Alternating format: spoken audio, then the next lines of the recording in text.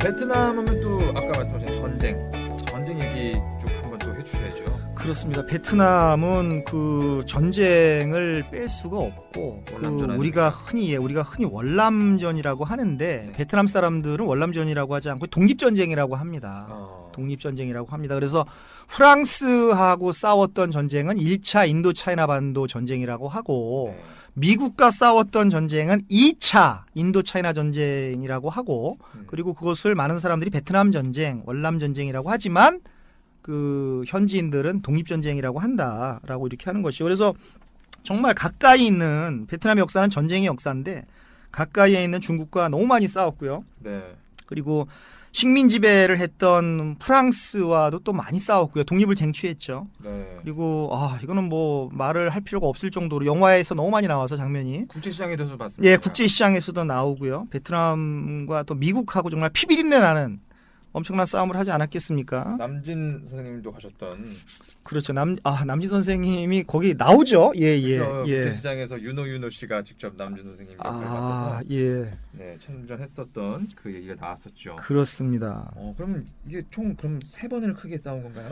그 간략하게 제가 베트남의 전쟁을 좀 요약을 해드리겠습니다. 요약을 해드리면 베트남 사람들은 어떻게 보면 전쟁이 나면 그 국민 총동원령이 이렇게 발효가 되면서 전 국민이 전쟁에 나간다라고 해도 과언이 아닙니다. 그래서 근래라고 하면 1970년대라고 보자고요. 1979년 2월에 그 중국군 6만 명이 이게 우리가 중월전쟁이라고 합니다. 중월전쟁이라고 하는데 중국군 6만 명이 베트남이 좀 괘씸하다 하는 짓이 그래서 그때 당시에 그 총리가 그때 당시에 주석이 우리가 잘 아는 등소평입니다. 덩샤오핑. 네. 덩샤오핑인데 이분이 그 6만 명을 데리고 베트남을 침공을 했습니다. 진짜 얼마 안 됐네. 예. 70년 되면. 중국이 20만 명까지 병력을 늘려가지고 내려왔는데 네. 중국이 한 2만 명 그 돌아가시고 중국 군인들이 그 죽고 그 중국으로 이렇게 물러났습니다. 도저히 얘네들은 안 되겠다. 도저히 싸워봐야 피해가 더 커진다 그래서 뭐 중국으로 도망간 거죠. 어떻게 보면 중국으로 갔습니다. 등소평의 체면이 완전히 구겨졌죠. 뭐 그 전에는 그 청나라 때 그러니까 뭐 한 190년 전 됩니다. 그때 이제 그 베트남 왕이 이제 황제를 칭한 겁니다. 근데 원래 제후국들은 황제를 칭하면 안 됩니다. 그러니까 황제국이 있고 제후국이 있는 거죠.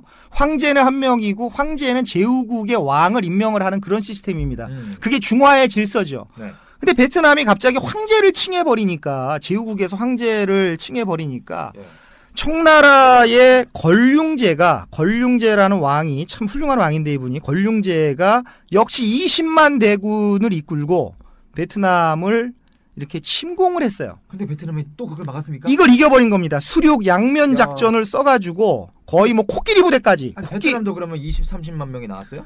베트남 그 반밖에 안 되는 한 10만의 군사.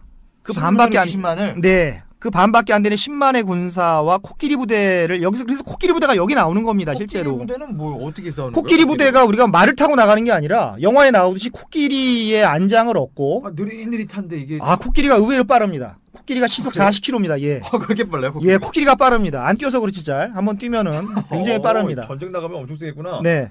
그래서 코끼리 부대를 앞세워서 그 청나라를 완전히 그 이렇게 제압을 해버리는 것이죠.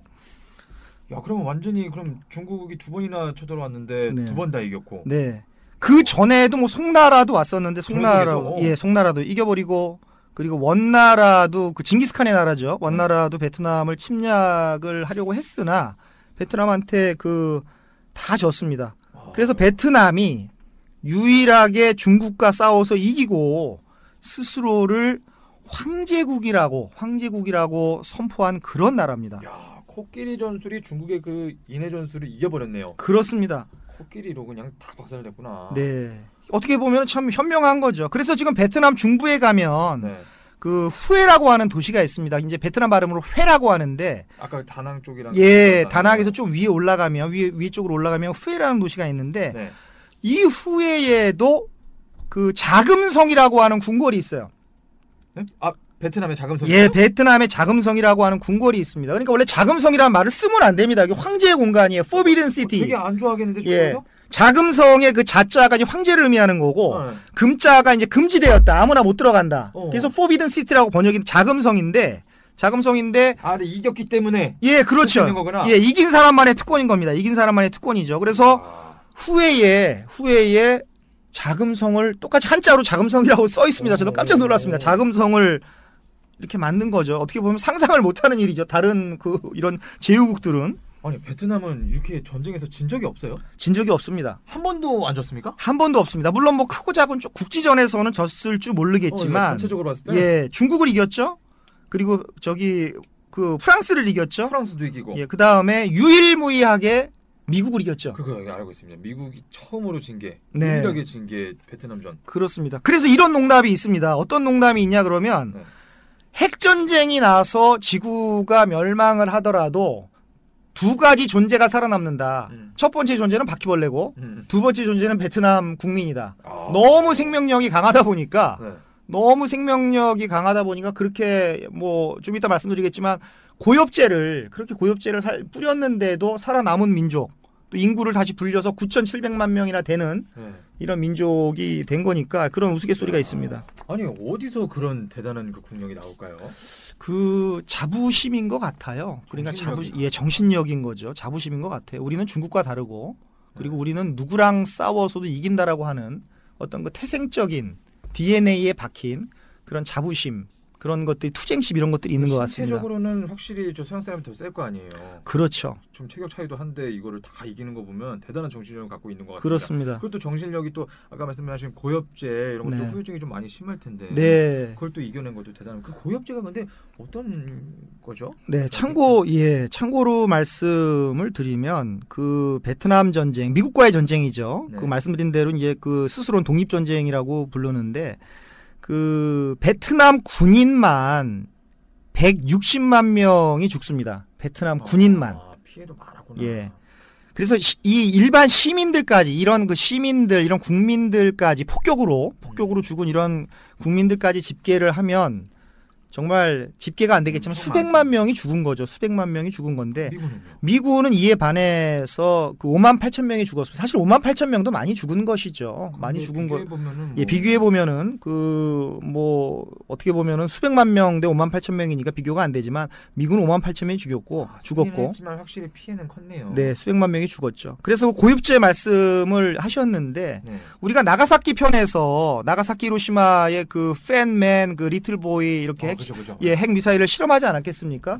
근데 미국이 이 베트남에는 핵무기를 투하를 못했습니다. 왜냐 그러면 일본은 섬나라였기 때문에 고립이 돼서 일본만을 파괴할 수 있지만 인도 차이나 반도는 아까 말씀드린 대로 캄보디아도 옆에 있죠. 위에 중국도 있죠. 라오스도 있죠. 태국도 있으니까 그건 차마 그 핵폭탄은 못 터뜨리고 그 대신에 그 무시무시한 지금도 피해를 주고 있는 디폴리언트라고 하는 고엽제를 뿌린 겁니다. 이게 어떤 거지? 고엽제. 이 디폴리언트라고 하는 것은 사실은 베트남에 밀림이 많죠. 밀림이 많다 보니까 작전 수행이 어렵습니다. 작전 수행에 굉장히 방해가 됩니다. 그래서 고엽제를 뿌린 것은 그 식물들을 다 죽여버리는. 식물 죽이는 그거구나. 예, 식물들을 다 죽여버리는 겁니다. 그래서 이때 베트남 전쟁에 그 정말 베트남에 있었던 희귀 동물들도 많이 멸종이 되고 희귀 식물들도 많이 멸종이 되고 근데 그게 식물하고 동물에게만 갔겠습니까? 사람한테도 퍼져서 수많은 기형아들이 나오고 지금도 수십만 명의 고엽제 후유증을 이렇게 앓고 있는 그런 분들이 많고 심지어 우리나라에도 월남전 참전하셨던 분들이 있죠. 이제 그분들도 지금도 고엽제로 많은 이런 고통을 받고 이렇게 살고 있죠. 그러니까 참 아주 잔인한 방법입니다. 그렇죠. 그 사람들을 죽이기 위해서 그 고엽제를 이렇게 살상을 했다라고 하는 것이 정말 우리 인류 사이에 어떤 비극이라고 볼 수가 있습니다. 다시는 이런 전쟁이 다시는 없었으면 좋겠습니다. 그렇습니다. 그럼 그 호치민이 그 전쟁 때 엄청난 활약을 또 했겠어요? 네, 지도자로서 활약을 했고 그 호치민이 전쟁 중에 이런 말을 했다라고 합니다. 그 당신들이 미군을 말하는 거겠죠. 당신들이 우리 군인 10명을 죽일 동안 우리는 미군 당신들을 한 명밖에 못 죽인다. 당신들이 우리를 10명 죽일 동안 우리는 한 명밖에 못 죽인다. 그러나 결국 지쳐서 나가 떨어지는 쪽은 미군들 당신들이다.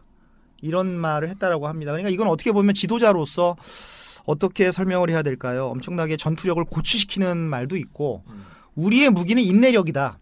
너희들이 기술력으로 와도 우리의 정신적인 그 인내력으로 너희들을 물리칠 것이다라고 하는 어떤 뭐 이런 그 말이 되겠죠. 우리의 이순신 장군과 같은 어떻게 보면은 뭐 더 추앙받는다라고 저는 생각을 합니다. 이게 비슷하네요. 당신들이 배가 100척이 넘게 예예예예예예예예예. 아 그런 측면에선 그렇습니다. 예, 그렇습니다. 그렇군요. 오죽하면 그 사이공이라고 하는 도시 이름을 호치민으로 바꿨겠습니까? 이건 전체적인 모든 사람의 동의가 없으면 못 바꾸는 거거든요. 생각을 해보십시오. 예컨대로 서울이란 말이 있는데 네. 어느 순간부터 이 도시를 김아무개로 바꾸겠다. 동의하세요? 생각 좀 해보겠습니다. 예, 이 서울이라고 부르다가 갑자기 이 도시를 이아무개로 바꾸겠다. 동의를 못하죠. 그러니까 전 국민이, 전 시민이 동의해야지만 이 도시 이름을 바꾸는데 여기는 그 사이공이라고 하는 원래 이름이 있는데 그것을 바꿔버렸다라는 것이죠. 대단한 인물이라고 볼 수 있겠네요. 대단한 겁니다. 이제 1억 명이 가까워지고 있으면은 이게 대체 그 베트남이 인구가 몇 위 정도 되는 건가요, 지금? 지금 1억 명 9,700만 명인데 지금도 계속 그 인구가 늘어나고 있습니다. 젊은 나라인데요. 그 세계 인구적으로 봤을 때 세계 15위입니다. 야, 엄청 많은 거네. 그렇습니다. 베트남이 크기도 크고 인구도 많고. 네, 그렇습니다. 호치민 이야기를 좀 더 들어볼까요? 어떻게 호치민 얘기가 전 재밌어가지고 지금. 네, 굉장히 재밌습니다. 근데 네. 호치민 얘기를 조금 하기 전에 네.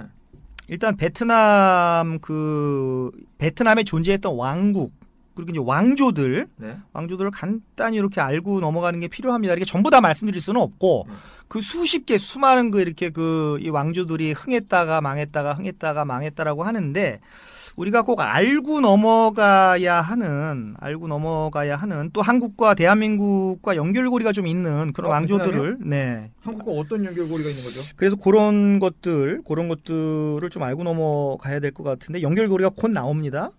근데 일단 베트남은 그 서기 192년부터 근래까지입니다. 1832년까지 존재했던 참파 왕국이라는 그 왕국이 있는데 네. 이게 참 재미있는 것이 참파 왕국이 그 참 불가사의라고 저는 생각을 합니다. 이게 그 힌두교 국가입니다.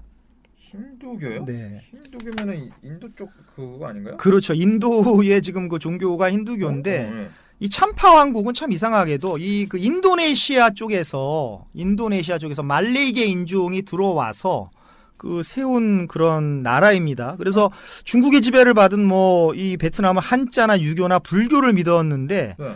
베트남과는 전혀 다른 문화와 종교를 가진 사람들이 들어와서 참파 왕국을 세웠는데 그게 1832년까지 이렇게 비록 작은 영토였지만 존재했다라고 하는 것이 저는 이게 참 역사의 상식 밖의 세계사고 어떤 역사의 하나의 그 재미있는 그런 부분이 아닌가 싶습니다. 참파 왕국 세운 사람들이 어디서 온 거예요?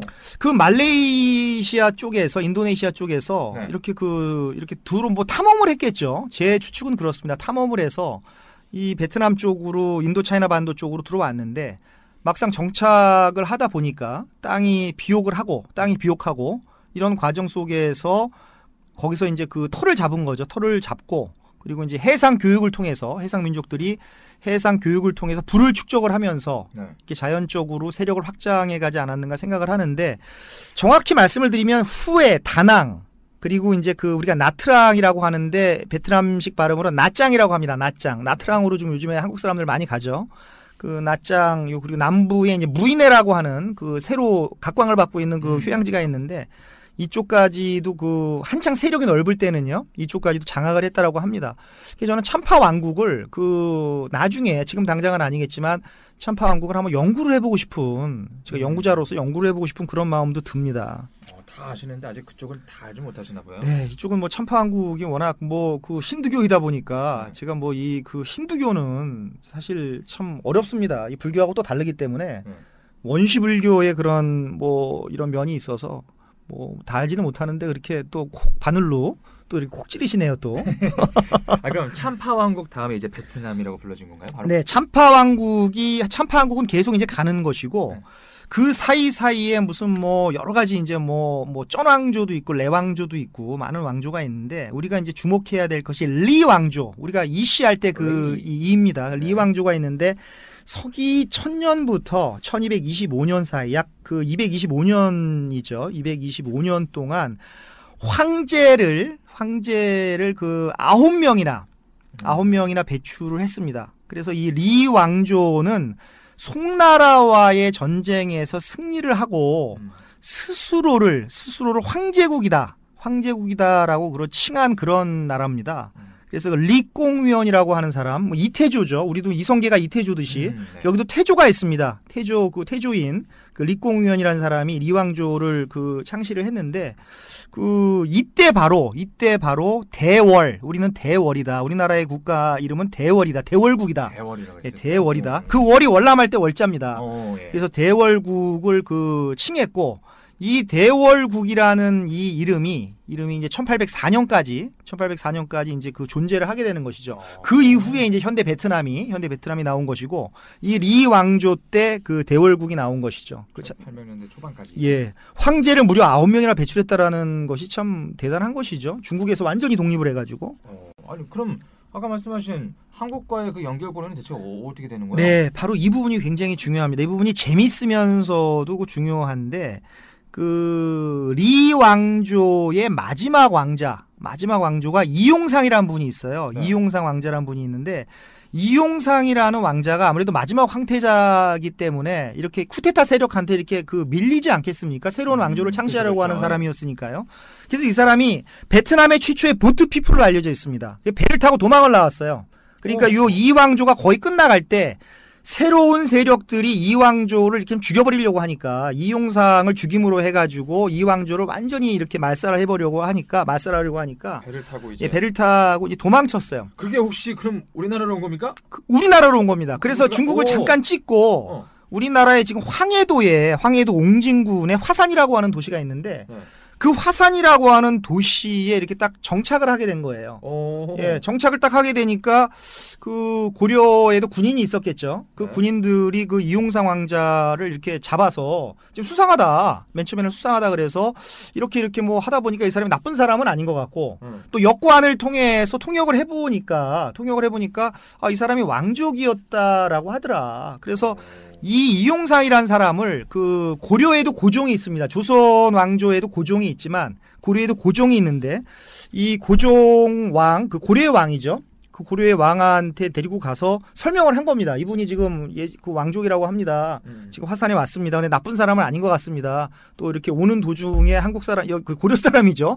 고려 사람들도 많이 도와줬습니다. 이렇게 얘기를 하니까 신하들이 얘기를 하니까 그 고려의 그 고종께서 그럼 죽여버리지는 말고 그냥 그 좋은 일을 하고 또 왕족이라고 하니 그냥 같이 살자.